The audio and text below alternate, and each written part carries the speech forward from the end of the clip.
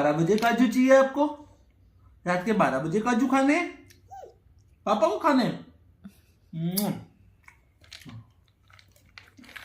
सिद्धू बस अब बंद करो बंद करो बंद करो, अब बंद करो बंद करो बंद करो। पापा को दो, वापस रख देता हूँ। वापस नहीं रखना, दे दो। दूध दे दो। बंद करो बंद करो बंद करो। रिदू लाओ। नो, मम्मा ने ना बोला ना। ये रिदू यार तो गई छोटे है। अच्छा मम्मा को खिलाओ, मम्मा को खिलाओ काजू। Thank you. बस देना बस सबको है, बस स्टॉप।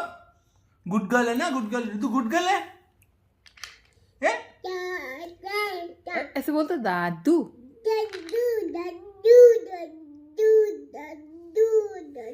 बोलो दादी, बोलो चाचू,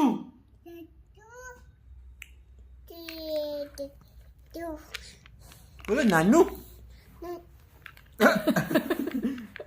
बोलो नानू, बोलो नानी, बोलो चाचू, चाचू, चाचू, बोलो लाओ। पप्पा लाओ, पप्पा। अब दे दो मम्मा को। एक तो देना पड़ेगा। खिलाओ मम्मा को, खिलाओ प्लीज। मम्मा को भी खाना है। इतना बड़ा मुंह में